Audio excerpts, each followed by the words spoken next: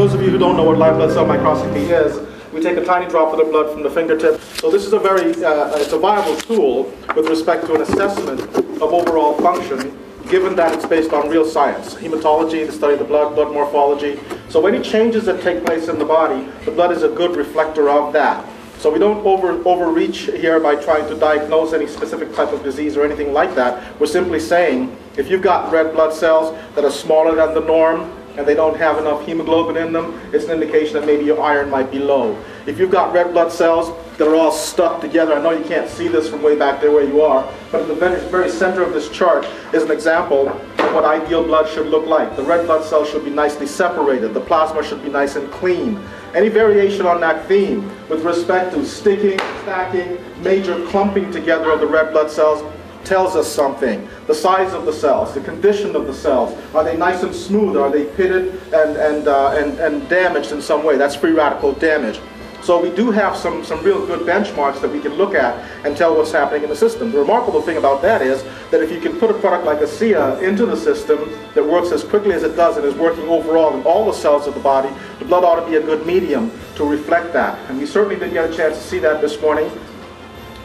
Generally speaking, I'd like to show you the before and the after, but the young lady that we did this for, she took her DVD with her with the before, and when I looked at her blood, but I did write down what the findings were. I used a scale of 0 to 5 to determine how much of any particular thing I'm seeing in the blood, so I have those, and I can tell you that, you know, we're not cheating, and what you're going to see in the after is what it is. It's what we saw afterwards, and she was quite impressed with the fact that giving her some ASEA over just about half an hour time period, there were some significant changes. So we can go ahead and roll that. I can show you what the changes were. Just to give you an update, initially when I looked at her, this is why I decided to do this with her, on rouleau, which is the sticking together of the cells, she scored a 4 out of 5. On target cells, which is missing hemoglobin, she scored a 4 out of 5. With 5 being the most problematic? I'm sorry? With 5 being the most problematic? Yes, exactly. I use a 0 to 5 scale. And so on issues with smaller than normal red blood cells, she scored a 3 out of 5. And damage to the cells, she scored a 3 out of 5. That would be free radical damage.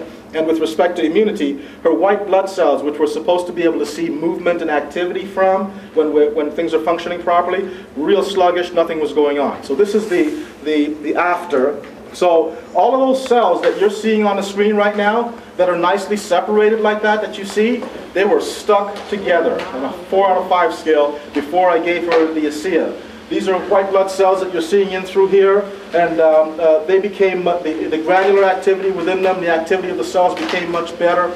The cells that you're seeing on the screen look really great. That's how they're supposed to look in terms of being ideal. See that one? If you see one that looks like a bit of a donut, it's missing hemoglobin. That tells me there's a possible iron issue happening within the system. I really didn't anticipate that I'd see this much of a dramatic change with regards to that, because I thought that's something that would take more time for the body to react to. But I saw a high percentage of target cells, 4 out of 5 on the initial, and on the second one that we did, I hardly see any. One of the things that we know about ASEA is that it will help with oxygenation, correct? Right? So if it's doing that good a job in allowing the cells to be able to transport oxygen, I think this would be reflective of that. No more stickiness, and this is a person that wasn't drinking sufficient amounts of water even. Dehydration can be an issue with respect to stickiness of the cells. The movement that we see is not a prerequisite. I don't have to see the cells moving in that way. The blood was just still in between the 2 pieces of glass that I had sandwiched in. But this, if I was looking at this for someone who first came in to see me, I couldn't find a lot of faults here. A little bit of stickiness of platelets and things of that nature. Maybe the fats and carbohydrates aren't being broken down properly. But aside from that, this is really a fairly good looking sample compared to one that... I gave her 2 ounces, right? And yeah, you saw, I have a witness in the room, right? Yeah, you were there. So it was all stuck together, and that's the only thing that we did. She didn't do anything else. She took the ASEA, came to the front of the room, and listened to you guys talk, and then she snuck out real quick, and I took another sample. And so that's all that's happened. Within that short space of time, we can see that there's a significant improvement. It's safe to say that previous to this, if she wasn't getting sufficient oxygen being distributed throughout her system, that when the sample is showing this representation, it's likely that the oxygenation has improved, the circulation has improved, and so that in of itself, if that's all that happened, would be quite significant.